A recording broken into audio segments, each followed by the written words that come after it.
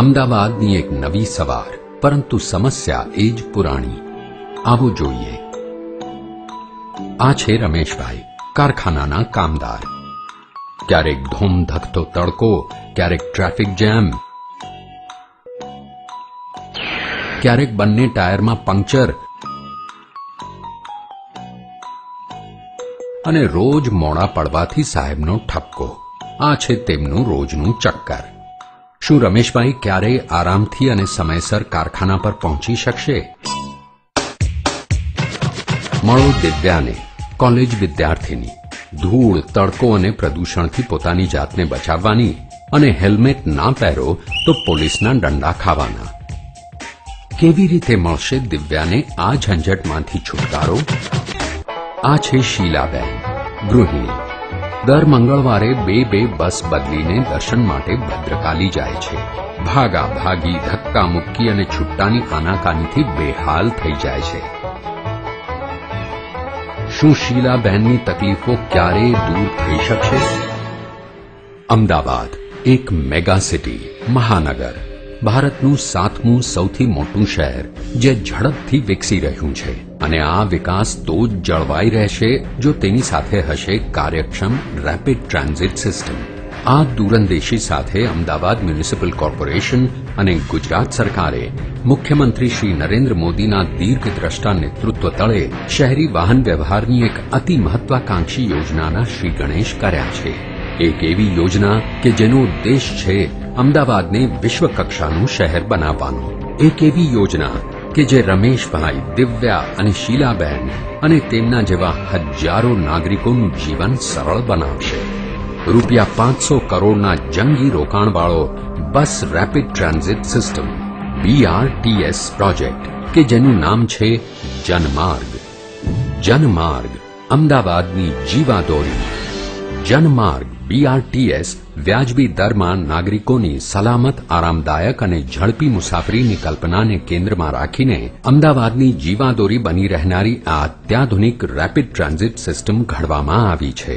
આ યોજના અંતર્ગત વિશેષ કોરિડોર બનાવવામાં આવશે કે જેની અંદર ખાસ રચના ધરાવતી બસો અન્ય કોઈ વાહનોની અડચણ વગર ઝડપી અવરજવર કરશે. આ યોજનાના માસ્ટર પ્લાનમાં 217 કિલોમીટરના BRTSના મુખ્ય નેટવર્કનો સમાવેશ કરવામાં આવ્યો છે. વિવિધ તબક્કાઓમાં આ પ્લાનનું અમલીકરણ કરવામાં આવશે.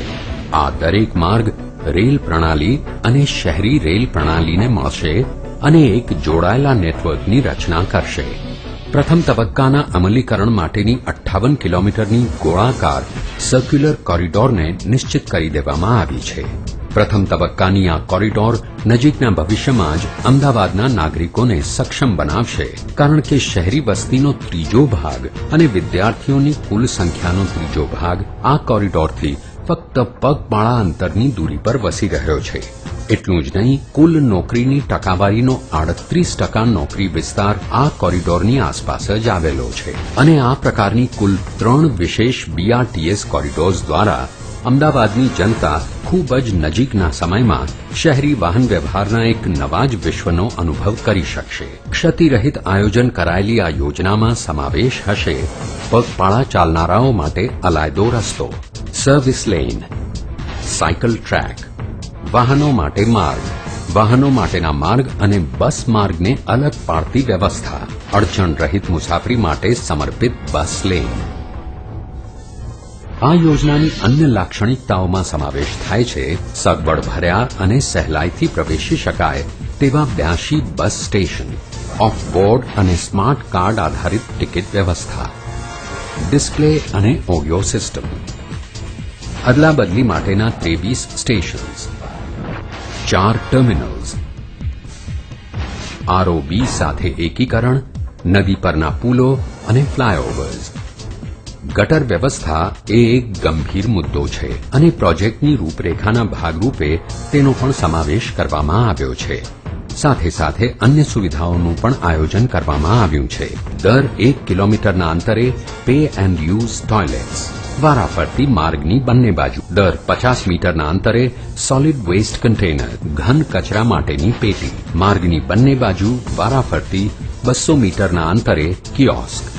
કિયોસ્કની નજીક બેસવા માટે વ્યવસ્થા, રૂટને સમાંતર વૃક્ષોની હારમાળા, વિશેષ રચના ધરાવતી એર કન્ડિશન બસો તમામ પ્રકારની અત્યાધુનિક પ્રણાલી અને સુવિધાઓ ધરાવતી હશે. પ્રદૂષણ ઘટાડવા માટે સીએનજી બસો, અપંગ અને વૃદ્ધો માટે ખાસ સગવડદાયક નીચા તળિયાવાળી બસો, ઓનબોર્ડ ડિસ્પ્લે અને ઓડિયો સિસ્ટમ. આ ઉપરાંત બીઆરટીએસ સિસ્ટમ હાઈટેક સલામતી વ્યવસ્થા ધરાવતી હશે અને તેમાં વ્યાપકપણે આઈટીએસ લાગુ કરવામાં આવશે. ઓટોમેટિક વ્હીકલ લોકેશન ઇન્ફોર્મેશન, વાહનના સ્થાન અંગે સ્વયં સંચાલિત માહિતી, ઓનબોર્ડ સ્ટોપ અનાઉન્સમેન્ટ, બોર્ડ પર બસ સ્ટોપ અંગેની જાહેરાત, next vehicle display, signal priority. Janmarg BRTS શહેરી જાહેર વાહન વ્યવહાર માટેની એક એવી અજોડ કલ્પના છે કે જે ભારતમાં પ્રથમવાર અમદાવાદમાં આકાર પામી રહી છે અને નજીકના સમયમાં જ અમદાવાદ નવી જીવાદોરી ધરાવશે.